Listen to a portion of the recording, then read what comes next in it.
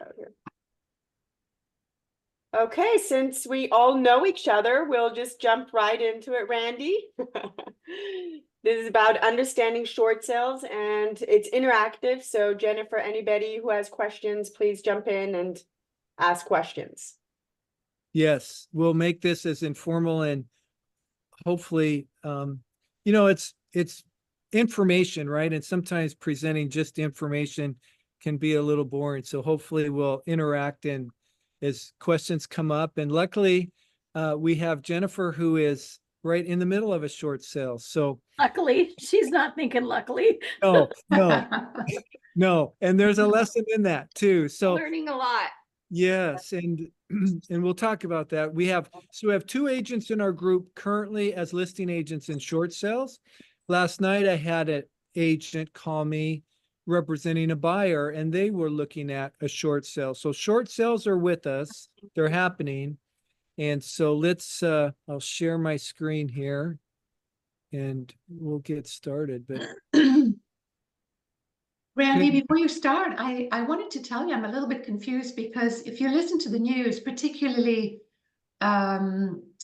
keeping matters current and some 2 or 3 other sources, they are downplaying any kind of foreclosure data. They say it's very low, it's not going to happen, etc., etc. And yet, I get the sense that there's more foreclosures today than there was 6 months ago, 3 months ago. yes. What is your perception? And so a couple of things. I don't know if they're comparing foreclosures to 2008 through 10, 11, 12, when it was a literal meltdown in the financial market. We will not see that ever. I should never say never, right? But I don't think that when that meltdown and that mortgage crisis came, the banks weren't prepared for it. And they didn't have the process, the resources. It was an all-out free-for-all. We won't see that. I don't know if they're comparing it to that or what they're comparing it to. That's a good point, Randy. And I don't think I noticed what time frame they were talking about. But we're seeing more than we did 3 months ago, 4 months ago. We are ticking upward. And so what we're seeing is the actual, you won't see a short sale you can't, I guess the MLS, you might be able to follow amount of short sales, but what you can track because it's public notice is notice of defaults showing that homeowners are behind in their house payments. So once a homeowner will go through this, but that's public record. So you can track the volume of that. And those are going up. And where do you see that kind of information, the public record? Title company. They will, you could work with your sales rep and ask to get a list of the notice of defaults in a zip code or city or area, and they will send you a weekly list. And so that's a good source of leads. Yes, and we'll talk a little bit about that. There's the ability to help your clients, right, and be a resource to your clients that are financially going through some difficult times for whatever reason, helping them navigate to stay out of a short sale or a foreclosure. But if that isn't the case and they have to navigate through that, at least having just kind of a basic understanding of what the process is and what that means is kind of the idea of this class. And then at the end, we can talk to how would you market to that group of people so you can reach out and help them. And I do think it's a niche to help clients. And I got started in real estate. I wasn't licensed. I was an investor, and I had a couple investors that had the money. I had the knowledge and the time to research these foreclosures. I would go out, find the foreclosures, negotiate with the homeowners, come up with a fair market price for what I felt we could buy it for, fix it up, and resell it. And that literally is how I got started in real estate. When was that, Randy? This was in the 90s, many years ago, before the internet. So I'd go to the courthouse because there wasn't any public. I'd go to the courthouse where the foreclosures were filed, and I'd literally go in and look them up on a microfiche. So, but the good news is, because it was hard, very few people were doing it. And so what happened was, over time, homeowners were getting first, second, and sometimes even third mortgages. They kept refinancing, pulling out their equity. They were living off their equity. And then when that caught up with them, but as a foreclosure, as an investor, there was no equity. They were going to foreclosure, but they had every loan, every amount of their equity in loans. So this was probably early 2000s. Investors started going to the lenders, a second or third lender, and negotiating that loan, saying, hey, this is going to go to foreclosure. It's very likely you're going to lose everything. Would you take X amount of money? So we were negotiating short sales, not calling it a short sale, but that's how we were making foreclosures work. Literally, we were writing in our equity, our profit, and we would go to the lender that was in second or third position and negotiate that amount. And then, 5-6 years later, really, when the short sales really hit the market, and then, that process, until today, it's much, much better because there are so many resources for homeowners. The government does not want you to lose your home. So they've come up with ways to help. And we'll go through that today, and how you can help your clients and the resources that are available to them. So we'll talk a little bit about short sales. We'll also talk about, as a listing agent, how you would proceed with the homeowner and look at it from a buyer's perspective, and how you would protect a buyer going through contracts, because there's some ramifications as a buyer, and you need to know kind of the process of how long it takes to actually negotiate and close on a home. So homeowners are going to face financial hardship for whatever reason that life event comes to them. A short sale that happens when, if the mortgage is either they've leveraged their mortgage, something either physically to the house, deteriorated the house, the market has changed, where when they sell the home, there's not enough funds to pay off all the liens. And so that is a short sale. A real estate owned is a home that either the homeowner didn't try to do a short sale, they weren't successful in the short sale, the bank filed foreclosure on them, notice of default, it went to auction, and nobody at the courthouse bid on the home. So there wasn't a successful bidder. And that is legally how the bank can take possession and ownership of the home, is to go through the foreclosure process. And so we'll talk about that. EXP has a real estate owned department. You can get certified in real estate owned homes. And then that's when the bank brings them back to, to the market, and has real estate agents market them. A foreclosure is the legal way for banks to take back the home. When you sign loan documents, most loans are trustee sales. You're signing over a deed of trust, saying you agree, if you fall behind in your house payments, to allow the bank to foreclose on you and auction the home. So it's you've signed the loan documents agreeing to this when you sign your loan papers. There are two types of foreclosures: the non-judicial, which is a trustee sale, and a judicial. And really, the big difference is a lender will have to, on a judicial, they have to go to court and then go through the proceeding, and then the court allows them to start the foreclosure procedure. There is some redemption periods on a judicial foreclosure where the homeowner, even after the sale, if they were to be able to get the funds, can buy the home back. So much more complicated for banks. That's why you see almost all mortgages, they're trustee sales. You're going to sign a deed of trust when you purchase your home.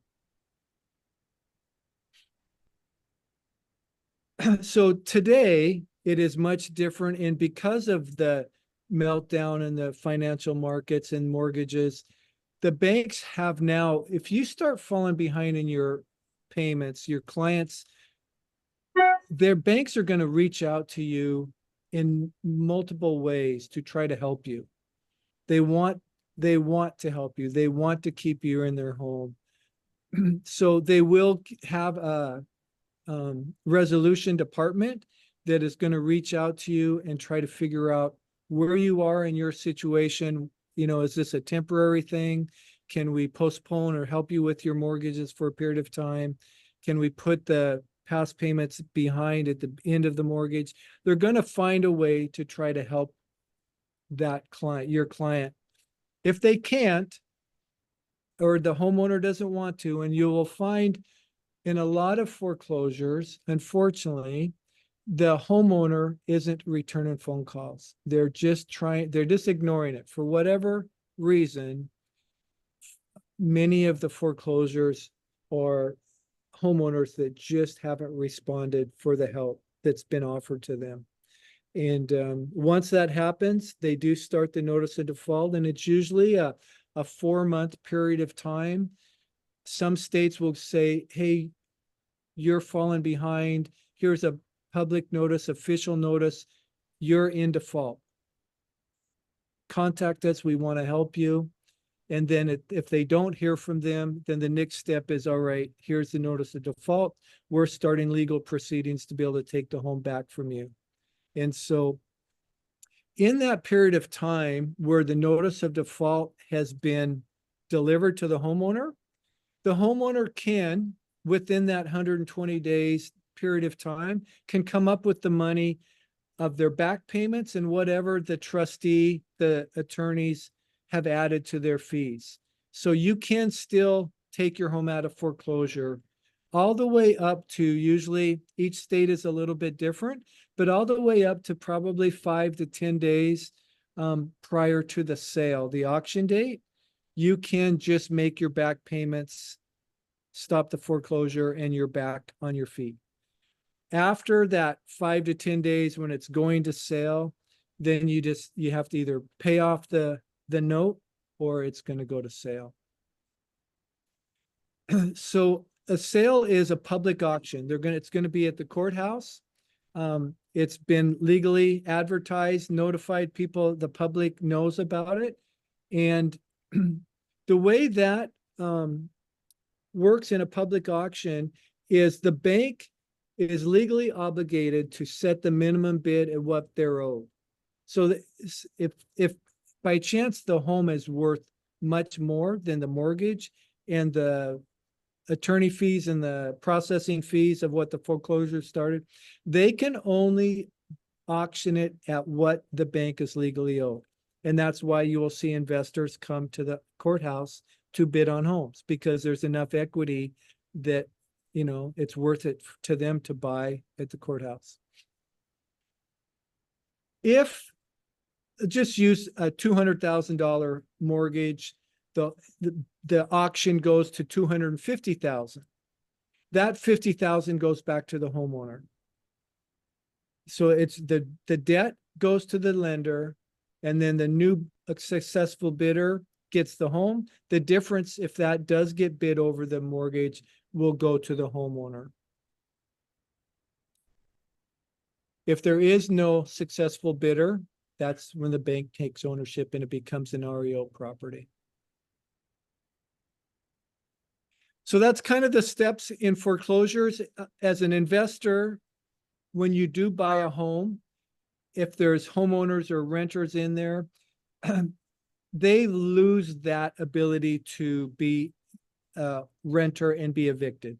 The courts you've got 10 to 15 days and you have to be out of the house. And so it is easier for an investor, if you've bought the home at foreclosure, to evict the homeowner. Typically, most people understand these are hard times and they try to work with the homeowner, either help them with moving, put them in a, help them with first or last, something to, one, keep the house intact and just have some compassion for the people who have just lost their house. But it's up to the individual. Randy, I have a question. Yes. Is that when, say an investor does take the home and you've got this short amount of time before they have to be out, is that when a sheriff delivers a notice to them, or who does that? Well, you as a new homeowner, new investor, you give notice. However you decide to do that, I would just go to their home and tell.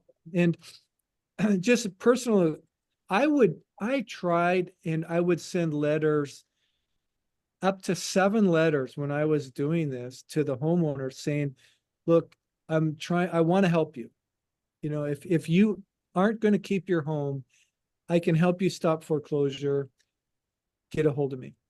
And I would offer first and last, I'd offer moving, I'd offer just call me and see if there's something we can do for you.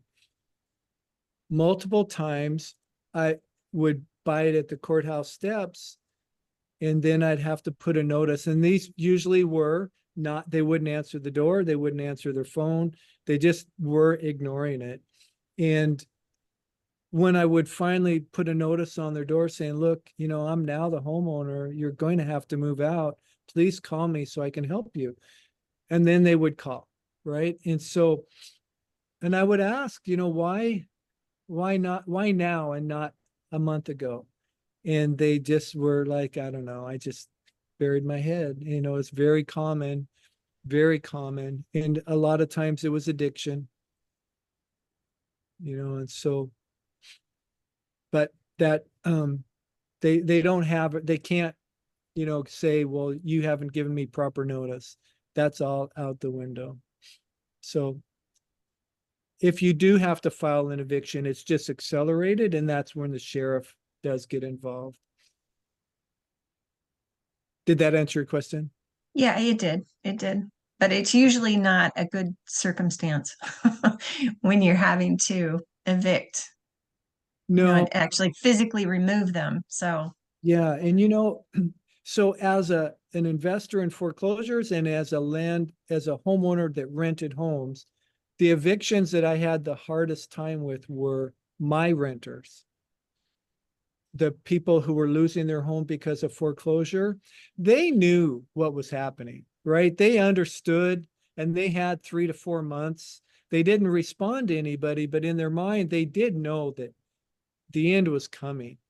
And I never had any problem, but I always offered to help them, either first or last, or bring in movers, or I tried to do what I could to make that where it wasn't them against us, right? We were there to help them. And then renters, there are professional renters that will take advantage of landlords. And you learn quickly that, unfortunately, the first time you tell somebody that says, hey, I'm going to be a little late on my rent this month, and they give you a sad story and you say, yeah, that's okay, I understand. Well, the ones that have bad intentions, that's the start. And then you have to end up evicting and going through the process. But I have found that those in foreclosure have been the easier ones to. Well, I think too, because they're so illy formed, they don't know what their options are. So that's where, we can go in and help give them options. But I remember back in 08 to 10, it was, there were some scary times when people just stopped paying and hunkered in and, And a lot has been learned from that, right? Because there were a lot of angry homeowners that were losing their home, and they were literally stripping everything out of their home. They were taking appliances, the window fixtures, the doors, the cabinets. they were stripping these homes and Mhm. destroying them. So now the banks will offer them help to move out as long as they don't destroy the home. And there's a value in that. And as an investor buying one, there's value in that. But they did learn. And the counseling and the resources and the banks are much more apt now to roll whatever. If say there's a life event and they just missed 3, 4, 5, 6 months of payments, but they have their job back, or they got a new job, or whatever in life, they can now afford the house payment. The banks will work with them often and just roll that into the end of the loan, or they'll work with them in some manner. They want them to be in the home. So let's talk about a short sale. And so a couple things. One, a short sale, the equity in the home has to not be there for them to sell it as a normal sale. But they also have to be financially, they don't have the means to bring the extra cash to closing. And so if the homeowner does want to keep their home and stay in their home, there are solutions, there are ways that the banks will help them.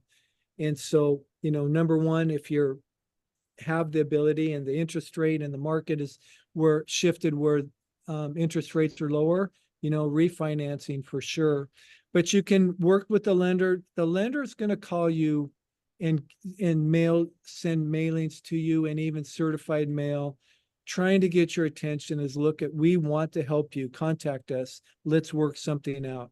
So from loan modifications where they may change the interest rate, they may change the term. Say you've got 5 years already in your loan, they may take it into another 30-year loan.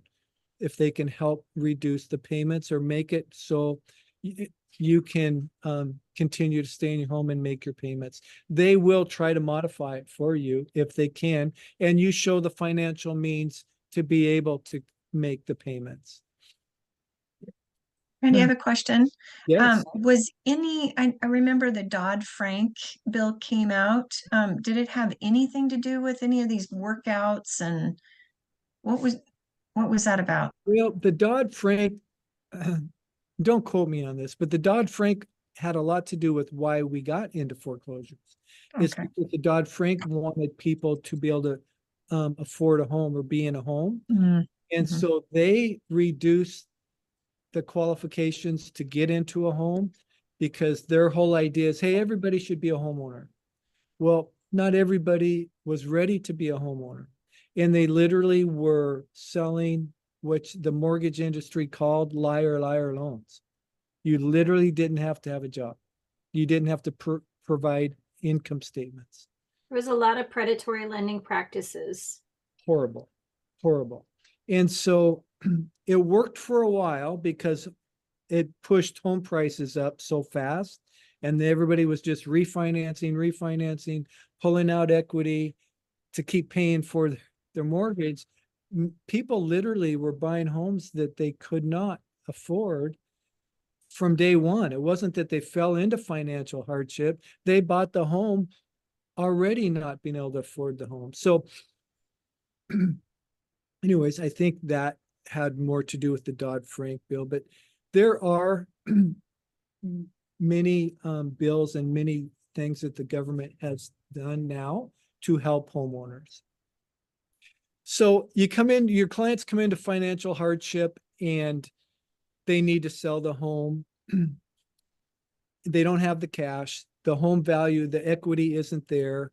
A couple things they can do is, if they do have something they can sell to bring the difference in their equity and their mortgage amount, that's an option. You can bring cash to close and then you're a wash, right? It's just as a normal sale. Nothing changes on your credit. It's just a normal sale. You can sign your deed back to the bank if the bank will accept and allow you to do that. Some of the reasons banks will allow that is they feel that there's enough equity. Maybe they don't feel that they can sell it. It's going to be cheaper for them just to take the home now than to go through the whole process. Usually they'll do that when they think that their home is, the value of the home isn't going to sell at auction. Go ahead. Randy, a question, in that case, would the bank, would they forgive the loan? I mean, or does this go on the homeowner's credit as a foreclosure? If you do a deed in lieu of foreclosure, it will show, it will hurt your credit for sure, because you're giving you're not satisfying the loan What's it called? A deed in lieu? of foreclosure. You're literally just signing the deed back to the bank and giving them. So the way the bank takes legal ownership is through the foreclosure process. So you're just telling the bank, hey, you can skip all that. You don't have to file all the notices. I'll just give you the home. And the banks don't always do that. It's just, that's an option. And then the other, what we're going to talk more about is the short sale, where the bank is going to accept less than what they are owed. And they have a formula of what it costs to foreclose, what it costs to take the home back. And because of that, it's financially better for them to take less now than let the home go vacant, take the ownership, have to manage the home, fix it up if it needs to be fixed up, and then the cost to sell it on the open market. So all of that factors into what they will take, how much they'll take less in a short sale. And then last is you just walk away from the property and the bank will then foreclose on it. And that will have the most significant impact on a home seller's credit.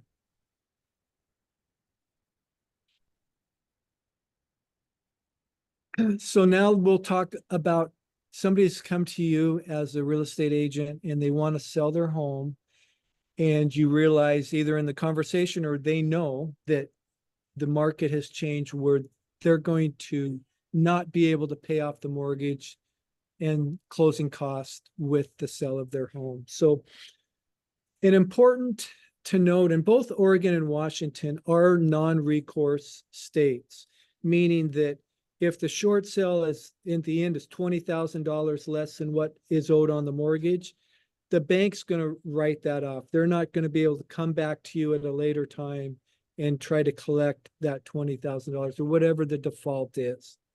So it's important to note that if it's a recourse or non-recourse loan, often seconds lines of credit are recourse loans. So it's something, to look into when you're counseling your clients. Is it a recourse or non-recourse loans? First mortgages in Washington and Oregon are non-recourse. Another thing that really came out of that 2008 to 2012 is it used to be that if you were $20,000 short on your mortgage, the lender wrote off the $20,000, but the IRS would look at that as $20,000 as a tax bill for you as, and I found this, but I would highly recommend that when you're working with clients, that you want to be sure that there is this QPRI exclusion that is stopping them from having to pay that IRS bill. And it says it was extended to January of 2026. But, and we'll talk about when you get an acceptance letter from the lender, you want to make sure that these things are written into the acceptance, that it is non-recourse. They're not going to go after the homeowner. And then I have some resources at the end of this that will give you some people to contact and to help the client. I would make sure and talk to a tax person that they are not going to be subject to that tax consequence.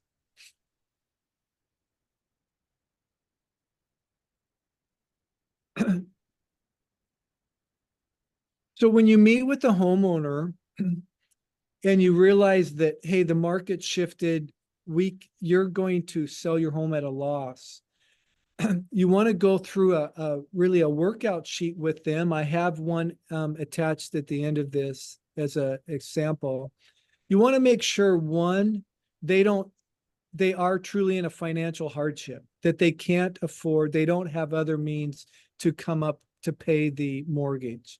So they have to qualify. As you're qualifying for a loan, you have to prove to the bank that you truly are in a financial hardship. And so one, you want to have that conversation with them. Do they have other assets? Do they have other means or savings?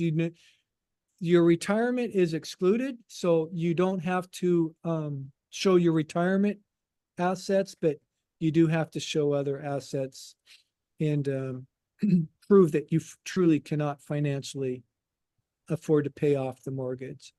Can I ask a question, Randy? Yes. Might be jumping the gun, but at what point do you have to disclose and talk about distressed homeowner?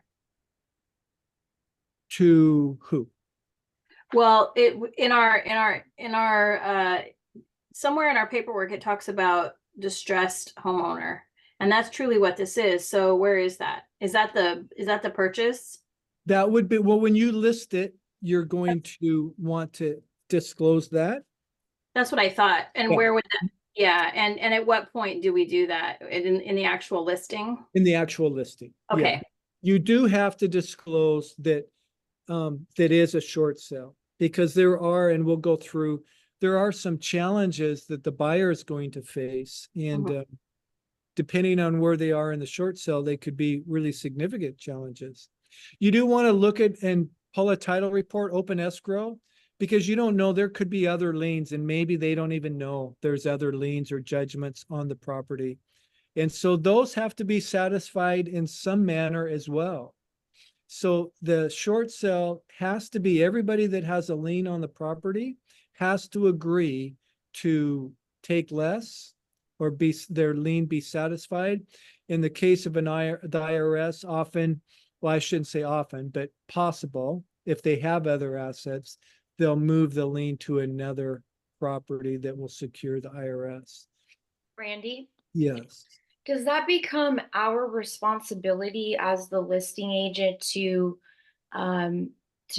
speak to all of those lien holders?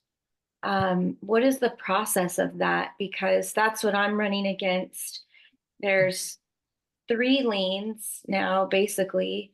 There's the loan, there's the down payment, which was a Washington bond. And then there's, I don't know if you consider this 3 or 4, but there's a large assessment, and there is, then there are the late fees and the fines for not paying the assessment or the dues for the HOA. So we are quickly, and now I know HUD pays, they will pay up to 12 months of dues, but they will not pay fines. They will not pay assessments.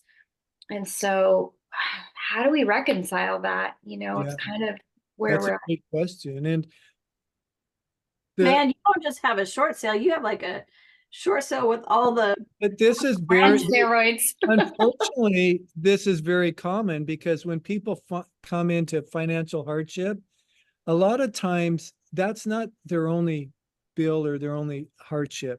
And it didn't come overnight. It's kind of slowly, they started missing payments, paying dues, missing, you know, or maybe they had somebody come in to do something on their home. They put a lien on it because they didn't get paid.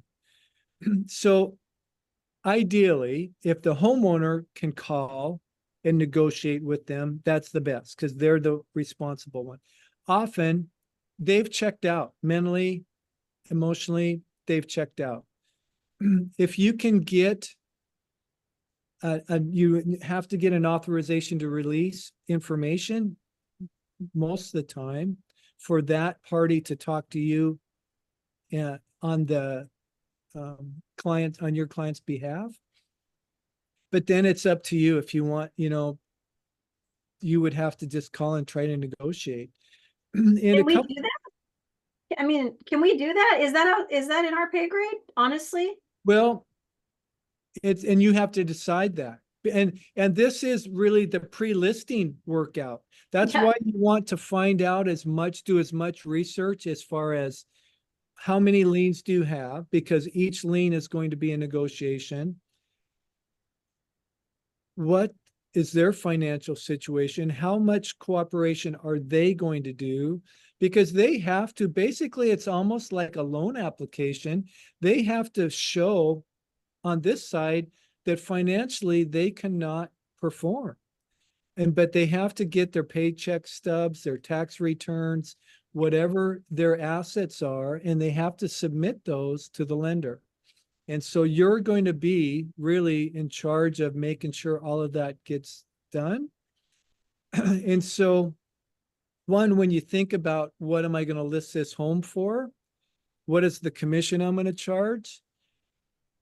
I think the government, every loan's going to be different, every negotiation is going to be different, but I think 6% is they are still willing to pay 6% in a government-backed loan. And we'll get into that, because if they don't, you need to protect yourself. But I would not, if it was me, I would not be doing discount or, this no going in. This, you're going to at least double. Would you say, Jennifer? Yeah, it's a lot of work. It's going to be at least double and much more emotional. You're helping somebody that there's no gain for them, really. It's right on the line of them saying, I just walk away from this. I don't even want to deal with it. Mm-hmm. There is some benefits to them in their credit and how soon they can get back on their feet and buy a home doing a short sale. But at the same time, those are, before you even start the listing process, these are things you're going to really want to have a discussion with the homeowner. And then to add to that, often the reason people are in financial hardship is they're in a divorce. And then you've got two people that don't want to talk to each other, but you need cooperation from both of them. So now you're also a counselor.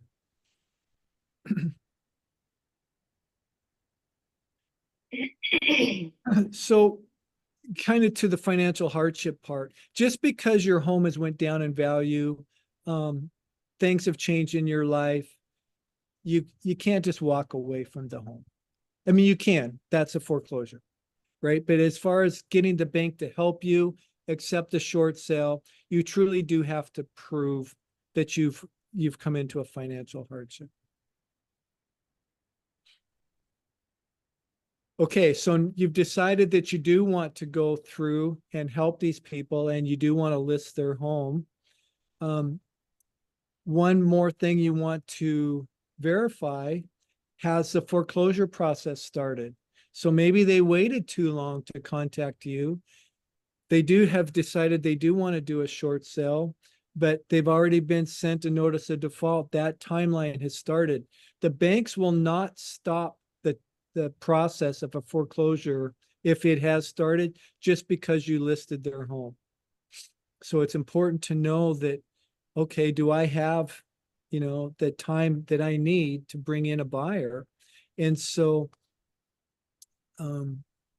again, just realize the listing is going to be much more work than a normal listing, and make sure you think of that when you decide which commission, what you're going to charge. You will use the same listing agreement forms. There is a short sale addendum that you'll use from your MLS, and that will help with disclosures and timelines. One thing that I would recommend or really encourage is you set your commission. You put a buyer's agent commission in the MLS.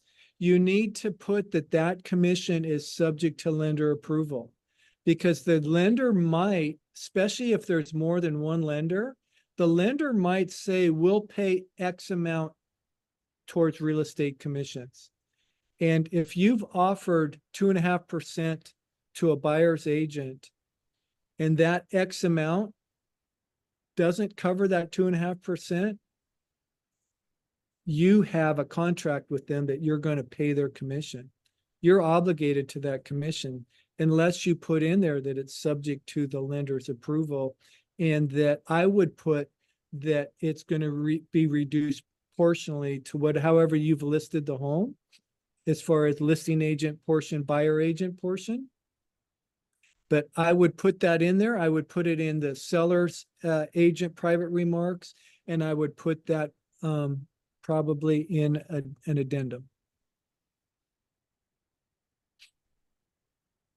So just beware that the lender is not obligated, especially in the government-backed loans. They are paying agents commissions. They want your help and understand your role in this, but just know that they could negotiate your commission in their payoffs. So once you go through, say, all right, I'm going to list the home. You've went through the listing. You're going to contact the lender. You're going to have the seller, your clients contact the lender and get an authorization to release form. And that's really the first step that you want to take, because you need to be able to communicate with the lender and their processor to navigate through this sale. And they have to have on file the seller has given you authorization so they can talk about their financial situation. So step one, a lot of times the lender will have that on their website. You can download it without making any phone calls, have them fill that out, and then you'll send that in. Then you can start the communication, let them know. And this is if they haven't already went through the counseling, and they just haven't did anything with the lender. Sometimes through counseling, all of this has already taken place, but if it hasn't, know that you cannot communicate with the lender on their behalf without that authorization to release form. They will have the financial documents that the seller needs to fill out to be able to prove their financial hardship. The homeowner will need to write a hardship letter. Just basically a brief explanation of why they're in the position they are and asking for help. And basically saying, hey, I want to cooperate. Here's the situation. Here's what's happened to us. And we're asking for cooperation in a short sale. But they will ask for a hardship letter. You don't want to go into a lot of detail and put in too much information, but you do want to have the homeowner know that they need to write a hardship letter. There's a lot of examples on the internet for hardship letters, and I think ChatGPT would probably be able to help with them as well. Okay, so how do you list a home that's in a short sale? You want to get comparables, and you want to be able to prove your point to the lender. The lender is going to send out usually one of us, another agent, to do a broker price opinion to give the lender an idea of what the market value of the home is.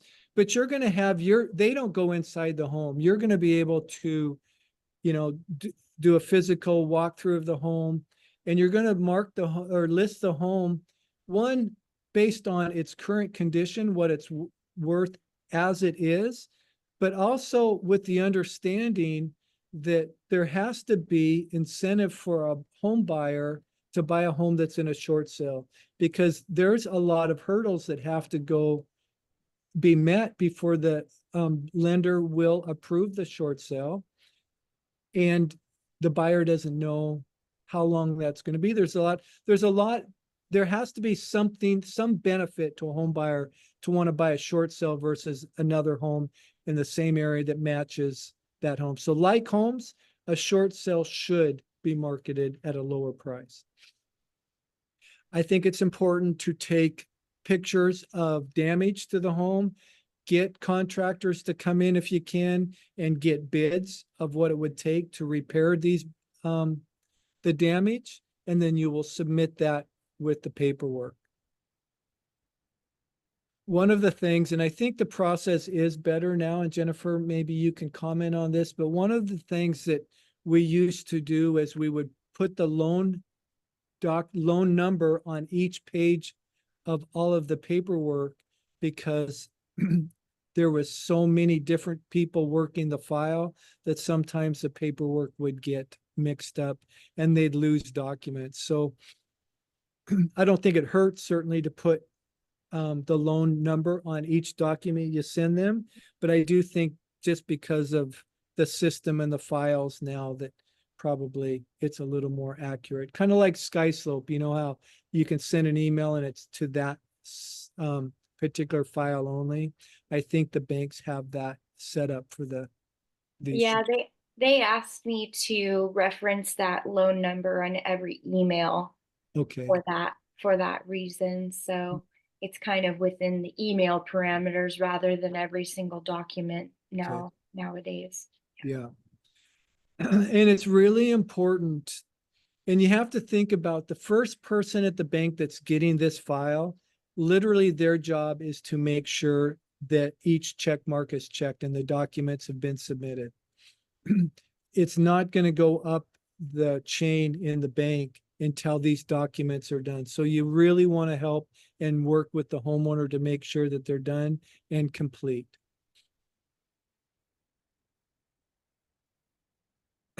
Once you've submitted the paperwork, they're willing to work with you in a short sale. You really just have to stay on them because it's a process. And Jennifer, I think you can probably talk a little bit about just how long it takes from the time you first made the first phone call with them until they said, all right, these guys qualify for a short sale. Yeah, this has been a long one. You did prepare me for it. It could go smoothly or it could go for many months. And this has been a many months endeavor. I listed the property before it was completely in short sale back in the end of June. And then I believe we came into short sale situation like September, where we actually did the hardship letter. We got approval. I had third-party authorization and all of that. So it'd be the fall. So we've been working for five months or so in the short sale process. Yeah. And then, you know, Jennifer's has homeowners and liens and other that I mean, the cleanest one would be just one loan, one cooperative loaner, one homeowner that's really on the ball and's got the paperwork in time and has been in front of it. But typically that's not the case. You know, life has happened to these people and there's just other things going on in their life. And it is going to be a bit of a challenge. Important to note that no party can be related. And the lenders will not accept, you can't, the purchaser can't be related. You can't be related to them. And you're going to have to note in there that it's an arm's length transaction. Nobody's related. Okay. Any questions on just getting to the point of listing the property?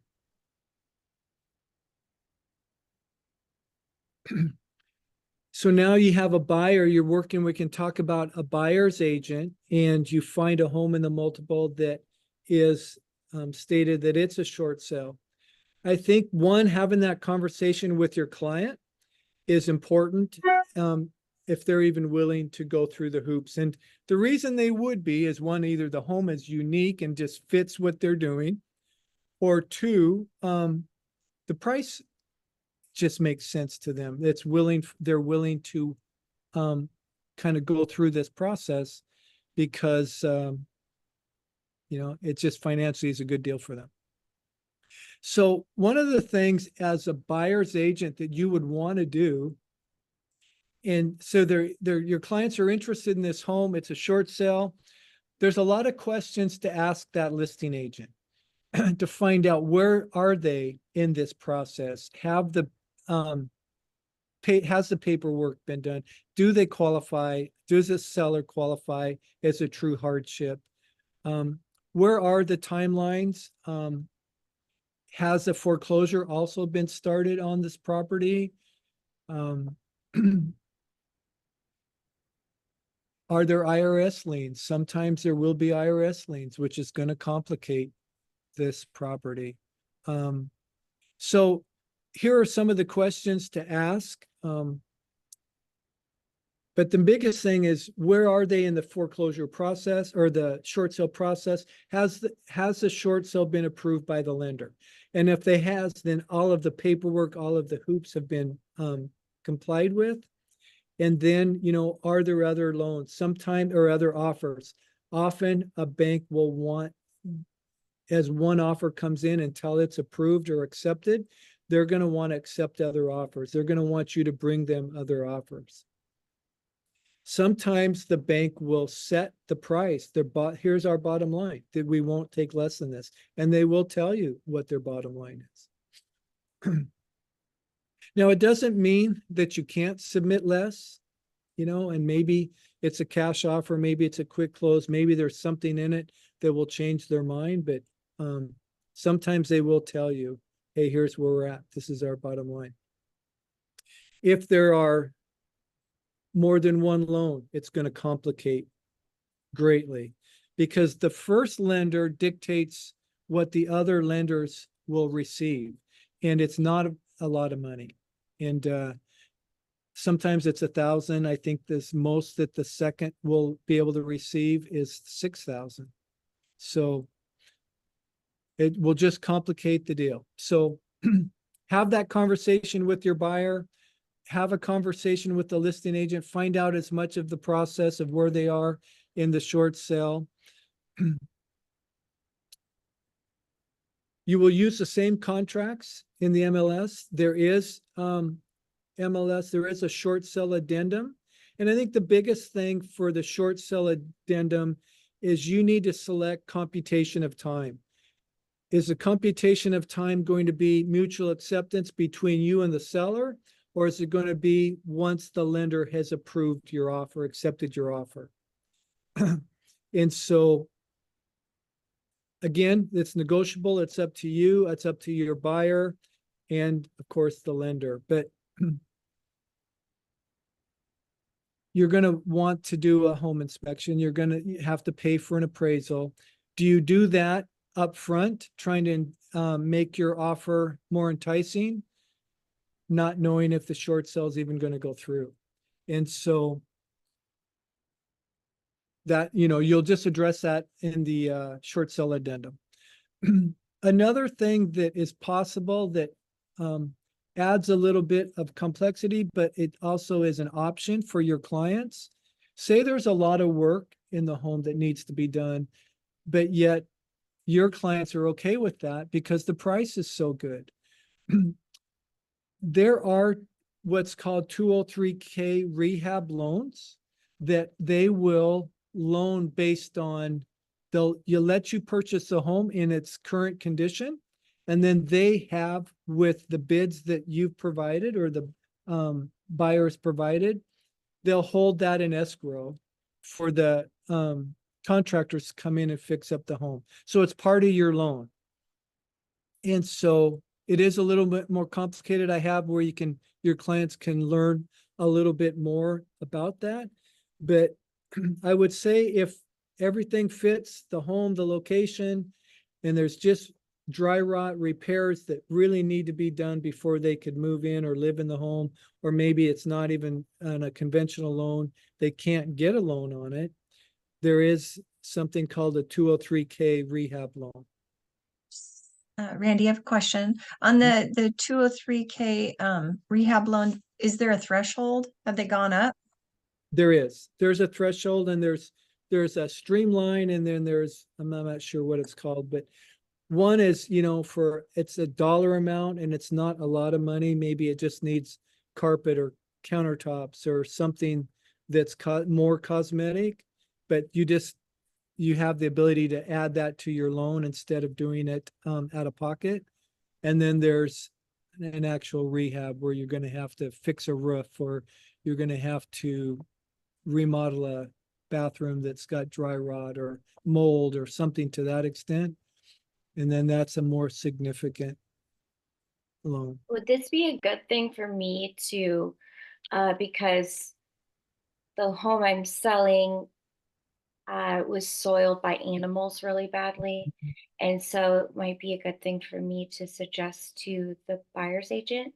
It might be, yes, for sure.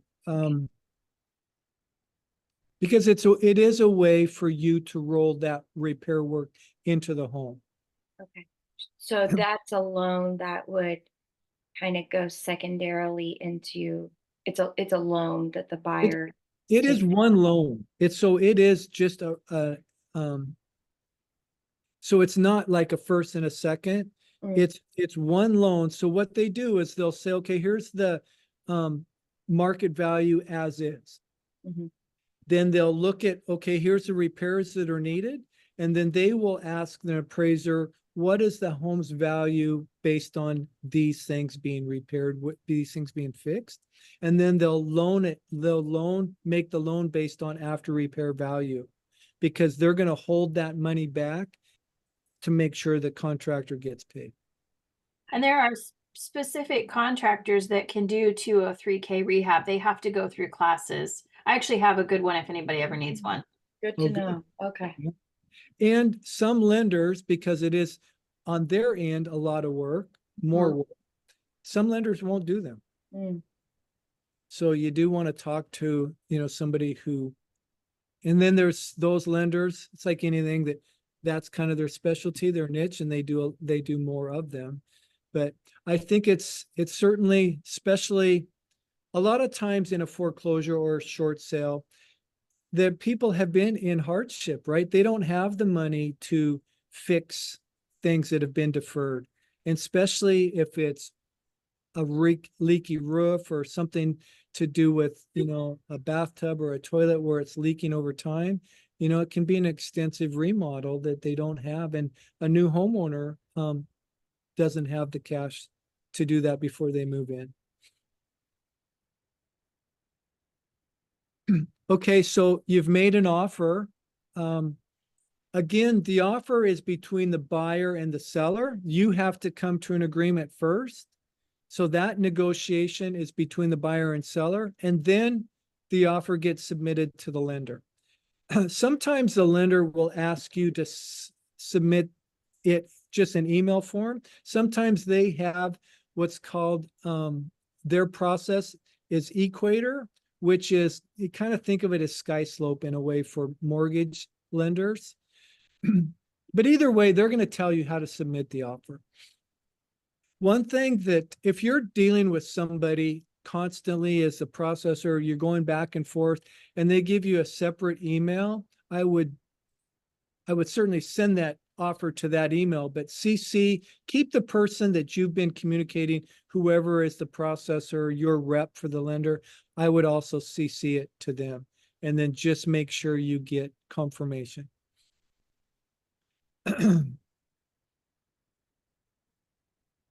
Again, you're going to want to make sure that on the offer, there's a statement that this is an arm's length transaction, and parties are not related.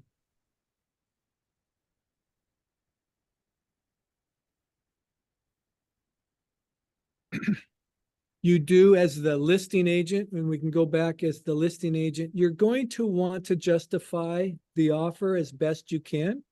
So you might want to do another market update. You might want to certainly show the history of how long it's been on the market, the price drops, the time on the market for each price drop. You might give a printout of agent feedback, so they can see what other agents are saying. Just substantiate the offer as best you can and sell the offer. You're going to want to submit a net sheet so the lender can see what their bottom line is. I would use your escrow company to submit or to create that. You can use the RMLS has a net sheet, but you just want to make sure all the different fees, like in Jennifer's case, there's a lot of other fees that people are asking for. If you haven't been able to negotiate them, if you have been able to negotiate them down, you want to put on the net sheet what those new fees are that they've agreed to, along with their written agreement to those lower fees.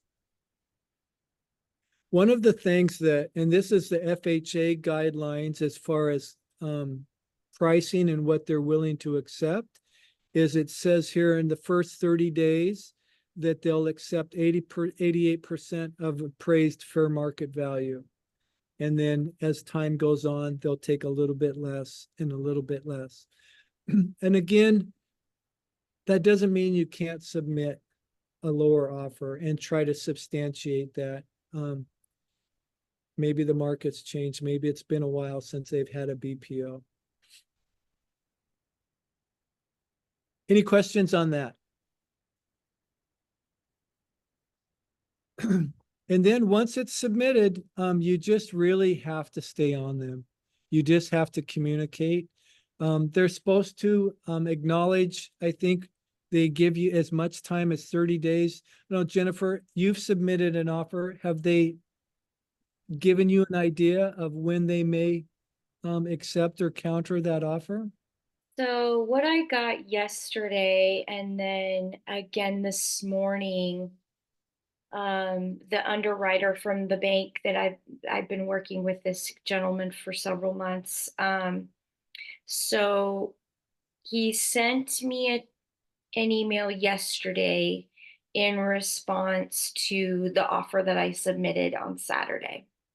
And he says, FHA sells property as is. FHA also requires the property listing to be the amount of the appraisal. So when I sent him a listing agreement that showed the new price, or he needed to see that old, the original listing agreement, that it's my understanding, so he could see that, hey, originally we listed this for $349 and the appraised amount is $317. So I'm providing that for him today. He said the ATP shows the marketing period of HUD accepting a certain percentage for the net, which is what we just talked about, the 88, 86, and 84%. So my offer is a little below 84%. It's around 80 or so without being able to pay any of those assessments or different things. So that's kind of the, I did the seller net sheet that showed, hey, the bank would pay this. We're just asking, that they would pay that 30,000. And so that's kind of where we're at now. Yeah. And it will be interesting because have you talked to the homeowners association? I have not. And it certainly My client spoke to them when we started this, and they said they will not accept less than full payment. yeah. And so their next, and then that's all negotiations, right? Right. Because then I would say, well, how much are you going to get if we file bankruptcy or let it go to foreclosure? Right. And so. Well, I guess what I'm wondering with that too, and this has been my question, I haven't really had it answered yet, is does that go on the client, like the sellers? Do they file a judgment against the seller for that? I'm assuming they do. I don't know. I don't know either. I think that they very well probably could. Yeah. Yeah. And if they can, then again, it's the homeowner's like, well, do we take 5,000 instead of 30, or do we really think that we can just collect someday against this Someday we're going to get that 30,000. Yeah. And they may be committed to that based on the personalities involved. But again, I don't know. I guess it all comes down to we're dealing with different people in different situations. And all we can do, as you've said, is ask. And it depends on what they're willing, how far they're willing to push. And so we just kind of are overcoming one obstacle at a time. Yeah. And I think that's what it is. Yeah. And I think, not to scare you, because I do think there's a market here for you as a listing agent. there's opportunity, and there's certainly opportunity to be able to help people. But at the end of the day, Jennifer could have spent 6 months on this and this deal not go together. Yeah. And Jennifer not get paid $1. Yeah. And so it's just important going into this to know these, one, do not discount your commission. You're going to spend more time and energy on this in any listing that you'll do. You know, you're providing a great value and help to somebody that's truly going through a financial, just a hard time. But at the end of the day, this can blow up and you could be, and where you're not compensated for it. So I'll tell you just from this experience that of, of when did we talk about it? A month or two ago, I called Randy and I was like, okay, explain this deed in lieu of foreclosure to me, because I do not feel like there's any way to move forward. I don't know how to help these people anymore. There's no traffic, there's no interest. I'm only getting negative feedback. And so that's when we began to lower the price, and which I probably could have done much earlier, but again, first experience, didn't really, probably not knowing what I'm doing.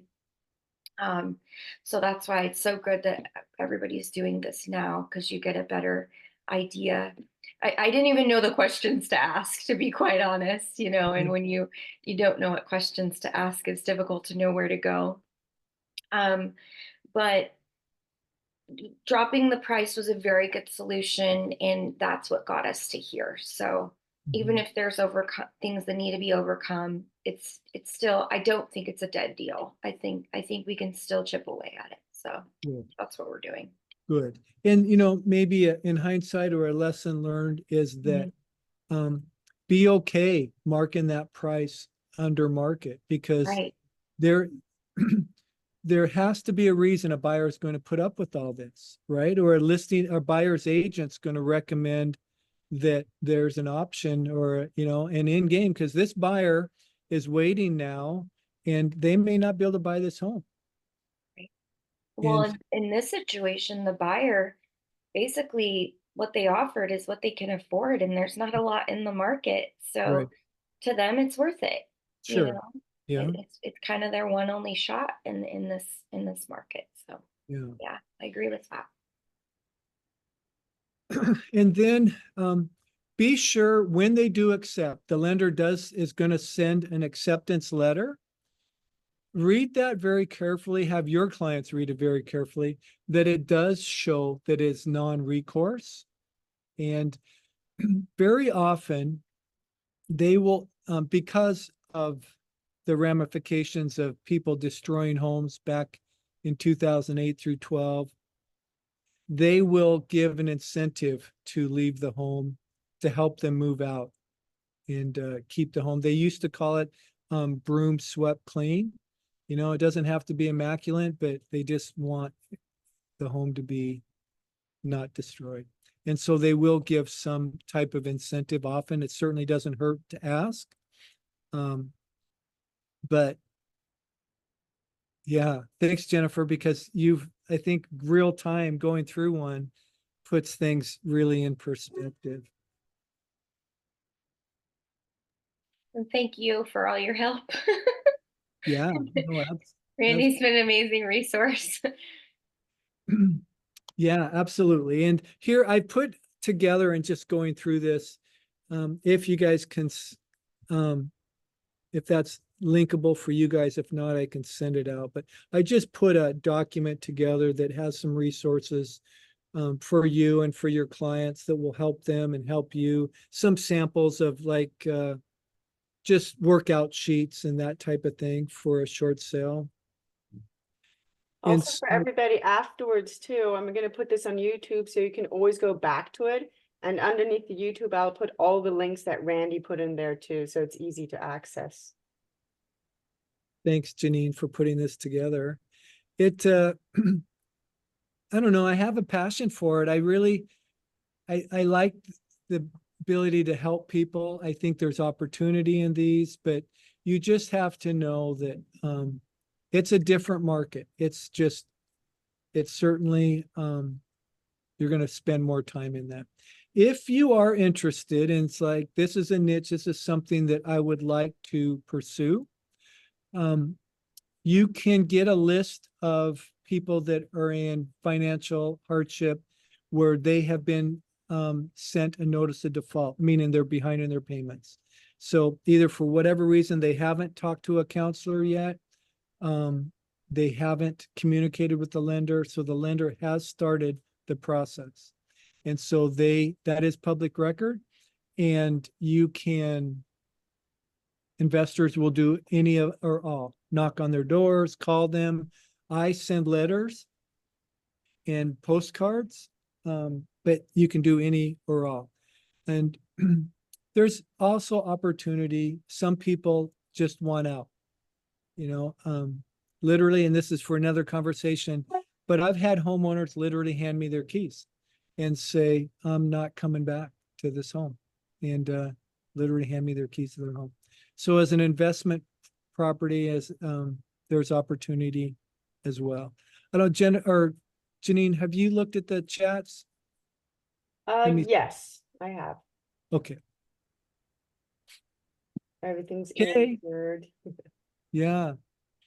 This will be wonderful too, also because right now, if we're not in a short sale, we can always go back to this too. And it's just a great resource with a lot of good information.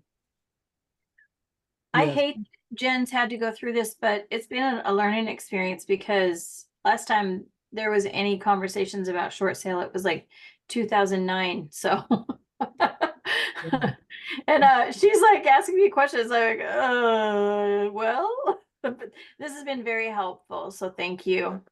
Thank you, You're Jen, so- for trudging through it and Brent Yes. sharing. Yes. That's, it's been really helpful. And like I said, Ruth is doing one. Hers is less complicated. It's just one lender, and it's a home without homeowners association. But still, there's she has multiple offers, and same thing. They're trying to go through the process. So there is on the other side, one that's a little bit easier. She listed, but she had, I think, some just there wasn't as many hurdles, that there was one owner that so you just had one person to deal with as far as the seller, and then I have another agent that's looking at it from a buyer's perspective. So they are starting to show up. You will run across them. All right. Any other Okay, I'll questions? stop the recording. Yeah.